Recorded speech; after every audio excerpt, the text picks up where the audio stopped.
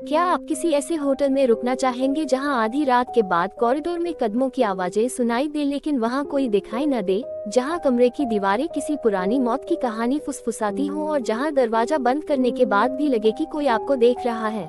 आज की कहानी ऐसी ही सच्ची घटनाओं पर आधारित है जिनमें होटल ठहरने की जगह नहीं बल्कि एक डरावना जाल बन जाता है। डेनियल को उसके पापा अपने साथ लास वेगास के मशहूर सर्कस लास वेगास लेकर आए थे, जहां आज भी परमानेंट सर्कस शो होता है। डेनियल को सर्कस में खास दिलचस्पी नहीं थी, लेकिन उसके पापा चाहते थे कि वह भी वही खुशी महसूस करे जो उन्होंने अपने बचपन में की थी। शो से एक दिन पहले वे होटल पहुंचे और रूम नंबर 123 लेकर ऊपर गए।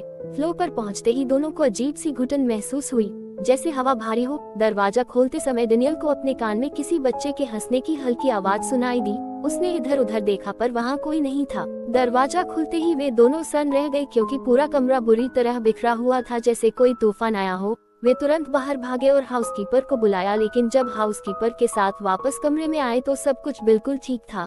हर चीज अपनी जगह करीने से रखी हुई। वे दोनों हैरान थे। जैसे ही वे हाउसकीपर को धन्यवाद कहने मुड़े, वह वहाँ था ही नहीं। पूरा कॉरिडोर खाली था। रात को डेनियल के पापा सो गए, लेकिन डेनियल की आंखों में नींद नहीं थी। वह चुपचाप कमरे से बाहर निकल गया। कॉरिडोर में चलते हुए उसने एक अजीब सी औरत को एक कमरे में घुसते देखा। वह आगे बढ़ा तो वही औरत दूसरे कमरे में जाती दिखी, फिर तीसरे में। अब डेनियल घबरा गया। जैसे ही वह पीछे मुड़ा, कॉरिडोर के आखिर में वही औरत खड़ी थी। उसकी आंखें लाल थी, बाल बिखरे हुए, चेहरा डरावना और उसके हाथ असामान्य रूप से लंबे थे। उसी वक्त डेनियल के कान में बच्चे के रोने की आवाज गूंजी। उधर कमरे में डेनियल के पापा की आंख खुली। उन्हें लगा डेनियल पास में सो रहा है। उन्होंने चादर हटाई तो वहाँ डेनियल नहीं बल्कि एक बच्चे का निर्जीव शरीर पड़ा था, जिसकी त्वचा नीली पड़ी हुई थी और सिर पर गोली का निशान था। अचानक उसकी आंखें खुल गईं। वे चीखते हुए बाहर भागे तो कॉरिडोर में वही लंबी हाथों वाली औरत उन्हें घूर रही थी।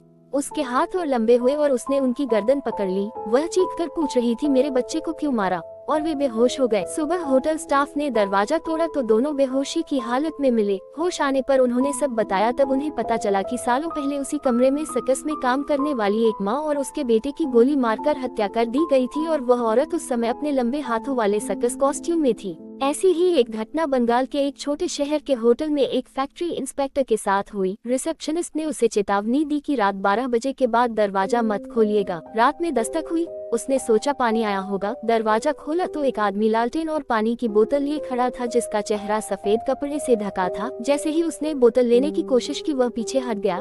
इंस्पेक्टर ने उसका हाथ पकड़ा तो कपड़ा हट गया और उसका चेहरा बुरी तरह जला हुआ दिखा। आंखों की जगह खाली गड्ढे थे। वह घबराकर कमरे में भागा और सुबह रिसेप्शनिस्ट ने बताया कि सालों पहले उसी फ्लोर पर एक आदमी ने खुद को जला लिया था। रॉन के साथ भी एक अजीब घटना हुई जब वह तेज बारिश में एक पुराने होटल में रुका। उसे रूम 303 दिया गया। लिफ्ट अपने आप ऐसे फ्लोर पर रुकी जो होटल में था ही नहीं। अंधेरे में उसे लगा कोई उसके पीछे सांस ले रहा है। नीचे आकर रिसेप्शनिस्ट ने कहा कि हमारे होटल में उतने फ्लोर है ही नहीं।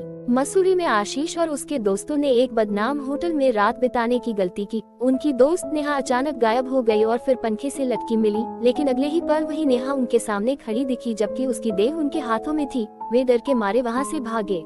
राजस्थान के एक गांव के छोटे से होटल में 3 दोस्तों ने रात में पायल की आवाज और किसी के हंसने की आहट सुनी, जबकि वहां कोई दिखाई नहीं दे रहा था। इन सभी घटनाओं में एक बात समान थी और वह था होटल। एक ऐसी जगह जहां लोग आराम करने जाते हैं, लेकिन कभी कभी वही जगह अधूरी कहानियों और दर्दनाक अतीत का घर बन जाती है। इन घटनाओं के बाद डेनियल को कई महीनों तक नींद में वही लंबी हाथों वाली औरत दिखाई देती रही। वह नींद में चिल्लाने लगता था और कहता था कि वह औरत दरवाजे के बाहर खड़ी है। उसके पापा भी जब भी आंख बंद करते तो उन्हें वही बच्चे का चेहरा दिखता, जिसकी आंखें अचानक खुल गई थी। उन्होंने दोबारा कभी उस होटल में जाने की हिम्मत नहीं की। फैक्ट्री इंस्पेक्टर आज भी रात 12 बजे के बाद किसी भी दरवाजे की दस्तक से घबरा जाता है। रॉन ने लिफ्ट में अकेले जाना छोड़ दिया।